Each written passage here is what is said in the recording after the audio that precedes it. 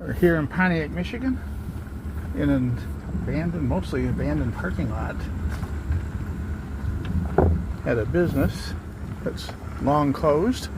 And this was at one time a very popular nightclub, bar, lounge, dancing establishment called the High Kicker Saloon, where they had many, many famous big name musical acts perform in this rather small building right here in Pontiac, Michigan. But there was a whole little strip mall here too, with a couple little small stores in it. And the last thing here I think was the Quickie laundromat, which is also long gone now too. The whole strip mall here is dead and gone. And there's actually a parking pad right next door over here, where there was another small little strip mall that has disappeared too.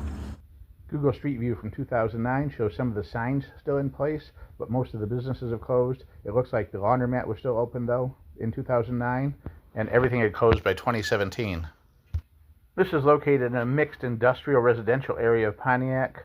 I'd say just maybe a mile or so from the massive Pontiac Motor Division headquarters. It included offices, foundry, and final assembly plant. And when that closed down, that really affected this part of town. Well, my wife says I'm not very observant, and apparently that's true, because I did not notice this really cool mural here along this wall.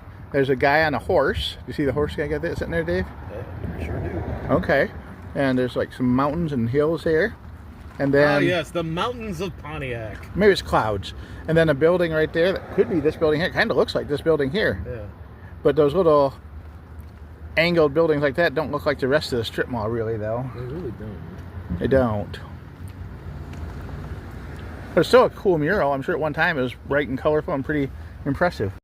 I'm excited to have a collaborator with me today, someone who's really well versed in the local music scene and big concert businesses in general, and he's going to offer some commentary as well. How long did you work at the Palace, Dave? 12 years. And Pine Knob? 12 years. And I'm guessing you see more in a few shows? Mm-hmm. Quite a lot, actually. All right, and you even know some of the band members, I imagine? And, know is a strong word. Got to talk to, interact with some of them. All right. Well, this was called the High Kicker Saloon. It was a country western bar, and they had the big bull in there and everything you could ride on, other things like they had parties and karaoke. They also had live shows here. Yeah. And you're probably going to be surprised by some of the named people who actually played concerts here over the years. Who's that? They would include Tammy Wynette, okay, George Jones, Loretta Lynn, Brooks and Dunn. Really? What? They played here twice. That must have been the early 90s? Close, but a little bit later than that, 2002, 2003. They actually came over here after the show and hung out here with their bus. That makes sense. I could buy it. And Dunn did a couple shows here. And like I say, pretty much everybody who's anybody in country music here at this tiny little location. And if I remember right, it was owned and operated by a prominent local country music radio personality, Larry Dixon. And here's a concert flyer from David Allen Co. telling about some of the different things they offer here at the High Kicker. Here's a gallery of some of the other people we talked about, George Jones and of course Tammy Wynette, along with Conway Twitty, the Bellamy Brothers, and Mel Tillis. I did not know that, and it's not that far from where the Palace used to be, so I'm kind of surprised I never heard anything about it. Kind of surprising given today's music business that such big names would play at a place like this?